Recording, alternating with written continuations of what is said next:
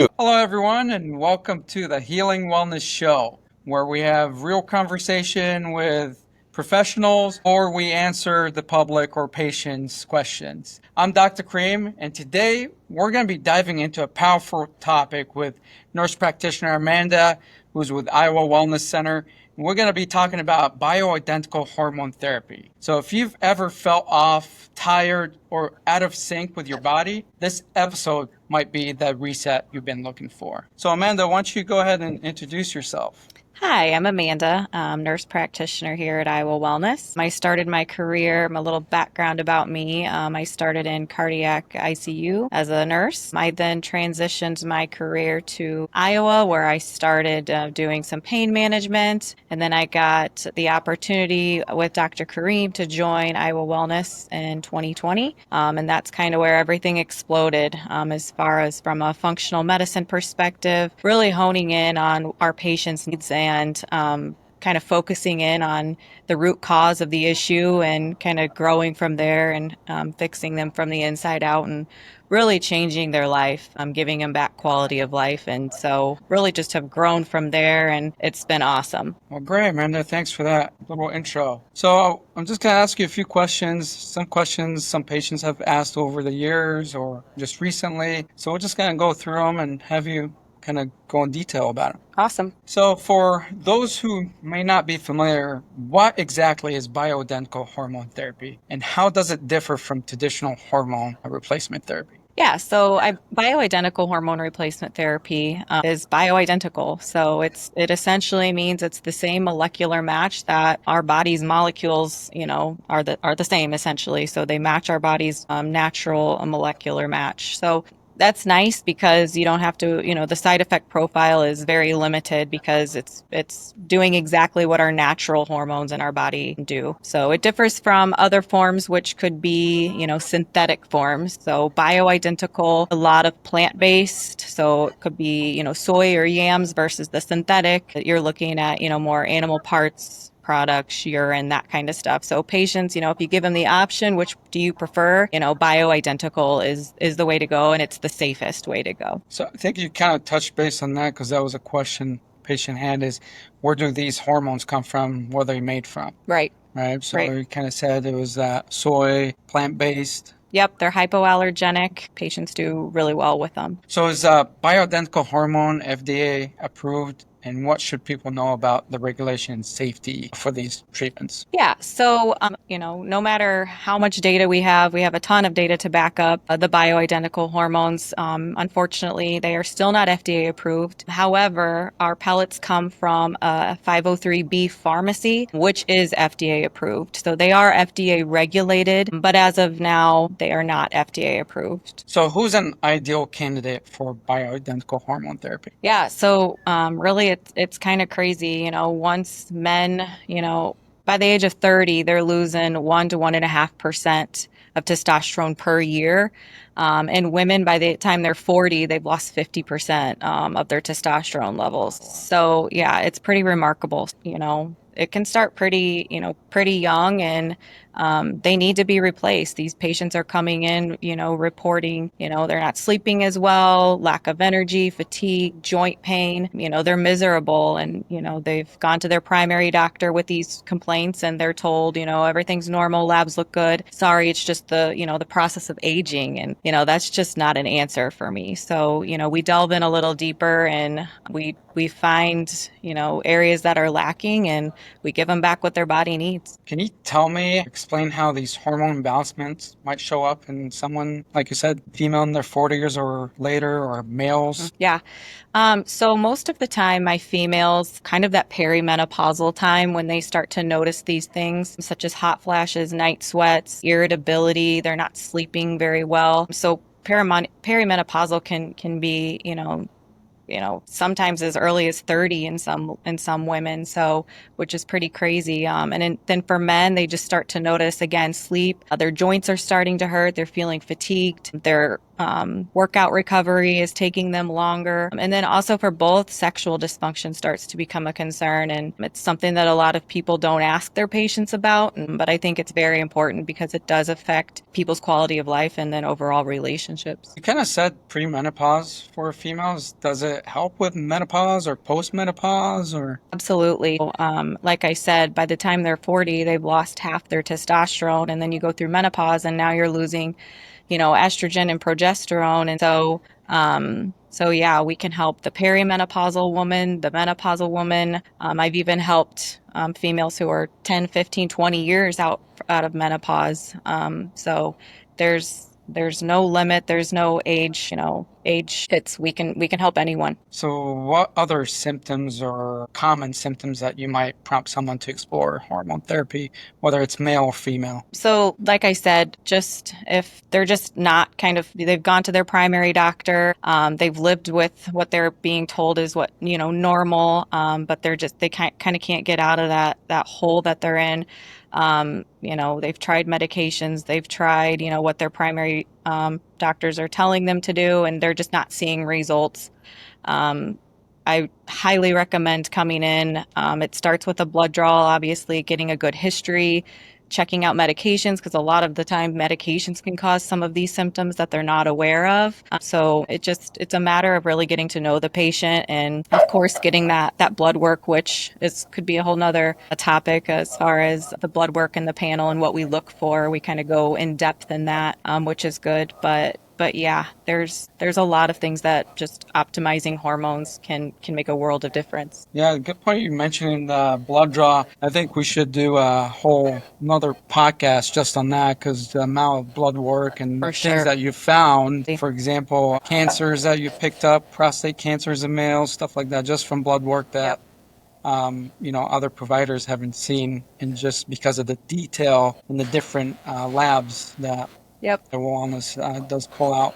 absolutely. Amanda, you were just talking about, them going to their regular doctor, they do the blood panel, and it comes back normal. What does normal mean? So I laugh because I have a patient in my office pretty much daily that I'm sitting in front of, and they are frustrated because they're being told, everything's normal, come back in a year, that kind of thing. And obviously their symptoms are not, saying that they're normal. So to me, I don't treat normal. I treat, how do we optimize it? How do we make it better? If you're normal, are you on the low end of normal, or are you on the high end of that reference range? Because that will make a big difference as far as where you're sitting on that bell curve. So normal to me is a word that I just don't use, and I just kind of chuckle when my patients tell me that, because I've managed so much thyroid specifically that patients are told that their thyroid's normal and their levels are the complete wrong end of the spectrum. And so when you optimize those levels, the patient feels 100 times better, and then you're building that rapport with them and they trust you. It makes my relationships with my patients that much better when I can make them feel better.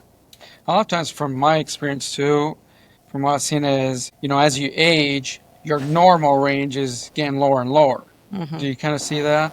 Yeah. So I think a lot of times when they're told they're normal, it's within their age group Or because their population. Yeah, their population, that they're saying, oh, everyone in your age group or population is normal because you're getting the same number, so we're calling it normal. Right. I think the problem is we're not listening to the patient. We're looking at a number. We're not listening to what our patients are telling us, which is unfortunate. So what is the process like that someone is going to start with bioidentical hormone therapy? Yeah, so it basically starts with a consult. A lot of these patients have kind of done their homework, done their research, and they kind of know what they're looking for. So they seek someone like me out. And so I basically just get a nice history, physical. When did their symptoms start? What kind of symptoms are they experiencing? What they have tried, what medications they're on. And then I have them fill out a questionnaire to kind of rate some of their symptoms, none versus very severe. And then I can kind of see, what areas do we need to hone in on? Do we need to talk about more? And then once we've got that information, that good intake from the patient, then I'll start to, we'll talk about, we got to start with a lab draw. I have to see, what is their baseline labs look like. And then from there, it's just, where do we start?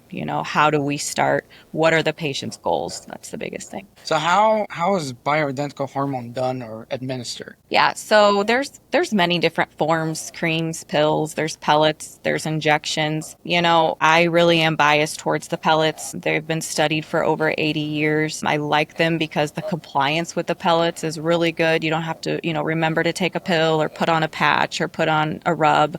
You don't have to worry about your topical wiping off on your spouse or your pet or your kid. And so the pellets, you put them in and they're good in females for 3 to 4 months and for males 5 to 6 months. The good thing too is you get a nice steady state. They're not time released. They're released based off your cardiac output. So everyone's different. So cardiac output meaning the pump of your heart. So they work very gradually. You get a nice steady state with them. So you're not on a constant roller coaster like you are with a lot of the other forms, which is problematic and patients don't like that. So yeah, there are other forms, but I've found the best outcomes with the pellets in my practice. So how long does it typically take a patient to start to feel some results? Yeah, so I mean, usually it can take 4 to 6 weeks for those levels to peak in the bloodstream, but they could start to feel something about a week. But I would say 4 to 6 weeks, and then 10 to 15% of patients, they might not respond to the first pellet, so it can maybe take 3 or 4 months, depending on again medications. How sick are these people? Are their receptors bogged down with inflammation, that kind of stuff. So I just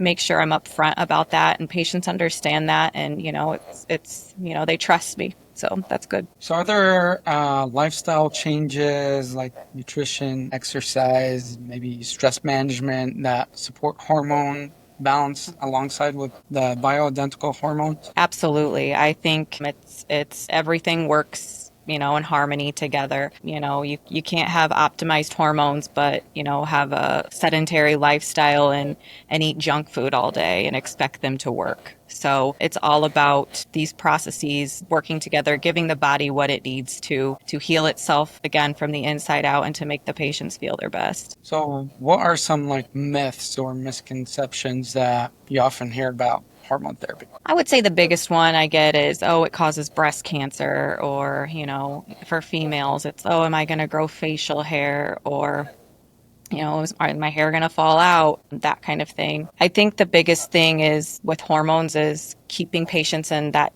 target range. There's a target range for a reason. That's where, these hormones are studied to give you this target range to show the most benefit with the least side effects. So I think it's important to monitor very closely. I keep my patients very monitored to make sure that we're staying in those safe, healthy ranges. And then, yeah, if you go above, if you're overdosing or you're not managing properly, then yes, these side effects can happen. Now, cancer, absolutely not. There is no literature out there to show that bioidentical hormones cause any sort of cancer. In fact, they prevent cancer as well as, osteoporosis and heart disease, Alzheimer's. So they're actually very protective. So I mean, you hear a lot of times that patients will come to you and say, "Hey, my doctor said that hormones cause cancer. So how are you saying they don't cause cancer?" Right. So unfortunately, we do have a bad rap, regardless of the amount of research that's out there. All I can do is reassure my patients that I'm a professional and I'm,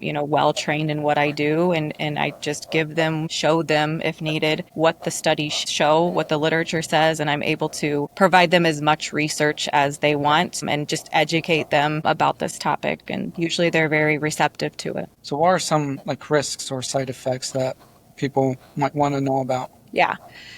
So again, I think the biggest thing that I see, very minor, they could have some itchiness around the site temporarily. In women, maybe some breast tenderness. If they were lacking in estrogen and now you're giving the body that estrogen back, they can get a little breast tenderness. Increase maybe some peach fuzz on the hair for ladies, which again, most of my ladies would rather have the quality of life, and, the maintenance for, the facial hair, the facial peach fuzz is nothing compared to how well they feel now. Again, very minor, minimal side effects that honestly, I don't see a lot of. So how often do patients need to be monitored, or what does ongoing care kind of look like for a patient? Yeah, so I follow my patients very closely. I'm calling them the next day, 2 days later after the insertion to make sure they're doing okay. I follow up, within the month, you see how they're doing, how are their symptoms, if they need to come in and do labs sooner, we can do that. And then, if they're coming in every 3 to 4 months for pellet, I'm seeing them again. I do annual full panel labs at least yearly. But these patients are coming to me usually for other things too. So I'm seeing them quite frequently, calling, as much, and answering, responding to phone calls as much as I need to. I mean, it's pretty much a one-on-one with them. And so, yeah, it's good. It's awesome. Can you share a success story with us? Yeah, so I would say the biggest things that I've seen the pellet do for my patients is, especially when it comes to osteoporosis, my ladies who are been getting, the estrogen, they're coming back with, they were told that they have osteopenia or, the beginning, signs of osteoporosis, and they're coming back and their DEXA scans are, have show no osteoporosis or osteopenia. Reversing the osteoporosis is pretty awesome, especially when it comes to the risks of falls and fractures as you age. So that's a pretty good one. And then just people getting their life back, hearing, I haven't felt this good in 20, 30 years. I can sleep. I now have a relationship with my significant other. It just makes you smile and makes you know that you're doing the right thing for your patients. So what advice would you give someone that might have hormone imbalance or suspects that they might have an imbalance? Yeah, honestly, just come in and talk to me. I mean, whether it's, hormones or thyroid or a vitamin deficiency or a gut health issue, I mean, I can truly help anyone kind of find where, that starting point, even if it's not hormones, just seeing where they're at and kind of being able to point them in the direction that they need to go. So if someone wanted to get started and is interested in learning more, how do they do that? Yeah, so just give us a call, Iowa Wellness. That information will be provided. Schedule a consult with myself. It's free. I have, many people that just want to come in and kind of find out, how to get started. And then we can kind of go from there, figure out what their goals are, maybe do some labs, which I highly recommend because that will tell me a lot about you, and just kind of getting that timeline together of events and kind of figuring out where to go from there. Thank you, Amanda. Anything else that you would like to share? All I can say is I've been doing the pellets for about 3 years now, and I truly believe that I've helped so many people in so many different ways. Yes, with their hormones, but it's so much more to that, getting that relationship with the patient. Like I said, they trust you, and then you're just able to help them, their spouse, their kids, whoever it may be. It's just about enhancing their quality of life, getting their life back and allowing them to do the things that they enjoy doing. That's important to me. Did you do the pellets? Well, of course I do. So what changes have you seen? Honestly, I've been doing them since I've started. The energy, the focus, just no more fatigue, just my mood stability, just overall a sense of well-being. They're awesome. So, and I tell my patients that too, I have no shame in everything that I tell my patients or recommend my patients to do. I'm walking that same walk. So it's not me sitting here lecturing and saying, do this, do this. I'm actually doing it as well. And so that again makes the patients more reluctant to listen and to respect you and to really follow what you have to say. Well, thank you, Amanda, for Thank you. Joining us today. And definitely we're going to have you back again. Like we said, talk about blood. I think that would be a very interesting topic. I think a lot of people would like to know more about that. But yeah, thank you. Appreciate your time. Absolutely. Yeah. Thank you. Well, my question would be, we'll just keep rolling it. My question would be, what were the main things that you noticed that you were having problems with before you started the pellets? Honestly, I don't even know if it was such a thing like I thought I had a problem with. I think it was more like, oh, I want to test this out. Like I want to see, like you don't really know where you're at until you see, you think you feel good, and then you do the pellets and you're like, wow, okay, I really wasn't as good as what I could have been, kind of thing. So I can't really say there was one thing that I was like, I'm struggling with this, I need the pellets. It's just more of like that enhancement that I got while I was doing them. And then obviously once you start that, you never want to go back to that. So it really just keeps you going. And patients, I've had a few of them actually say, they've gone off the pellets for a few months and then they come back and they're like, gosh, I was really, hoping that I was able to do this on my own, but I can't give up that, X, Y, or Z what they did for me. And I realized that I actually really do need them. So it's pretty awesome. Well, Amanda, Awesome. you actually, let me add that, actually, Amanda, you've been doing my pilots for the last 5 years. And just tell you from experience, when I first did them, I started to see that I've got more energy. My sleep definitely got way better. I used to wake up at 12. I used to wake up again at 2 and then 3, and then I couldn't go back to sleep. With the pilots, I'm sleeping like a baby. And then energy, mood. So I was like, next day, like typically at work before doing the pilots, I'd come to that lunchtime, you start to crash and get tired and want to take a nap, but you can't. Well, when I started doing the pellets, I mean, I didn't have any of that anymore. And you could tell when your pellets start to come down, you're like, oh, I need to get my sleep again, my energy again. So you can kind of tell. Yep. So that's my experience. Awesome. So with your experience also on the pods, would you say about how long? I know everyone's different, but how long do these pods actually last? In women, they last about 3 to 4 months, give or take. Men, 5 to 6. That's about average. Now, do I have some people who can go a little longer or, closer to the 3 month or, can extend it a little longer? Absolutely. So what I like about it is it's a very personalized, individualized approach. So it's not a one size fits all. Everyone's their own, entity and challenge to me, which is what I love. So it really is a very personalized therapy. Okay. And then so do you notice a major crash or a little crash, or is it you just notice, okay, it's wearing off a little bit, I need to go back in? No. So, I mean, it takes about 4 to 6 weeks to peak. So it's going to take about that long for it to start, declining too. And as you do these pellets, you're not coming all the way back down to baseline in between the next pellets. So if you're starting out, say at a female, you're starting out at a testosterone of 20, I'm bringing you to a 150. At the end of 3, 4 months, you might be at an 80. So you're not coming all the way back down to that 20. I really just let my patients decide on their next pellet. If they're at 3 months, if they're like, I still feel good. It's like, okay, well, let's just keep this riding. And then it'll be small things like, oh, I noticed my knee was starting to ache again. Or I noticed the last couple nights I haven't slept good. Or another big one is, oh, I noticed my hot flashes started coming back. So it'll be little changes that kind of tell them, and they'll have to look at their calendar. And a lot of times they're like, yep, it's been 4 months, time to get back in for pellets. So no, and that's what's great about the pellets is you don't have the floor drop out from under you, which again, patients do not like that when that's a lot of times what you get with the other forms. So your health doesn't have to feel like a mystery. With the right support and personalized care, balance is possible, like you heard from Amanda. So if today's episode resonated with you, reach out to schedule your consultation. Like Amanda said, it's free, correct? But yeah, we're here to help. We're here to help you heal from the inside out. I'd like to thank you for joining us on the Healing Wellness Show, and stay tuned for next episodes. And I think we'll do one here pretty soon.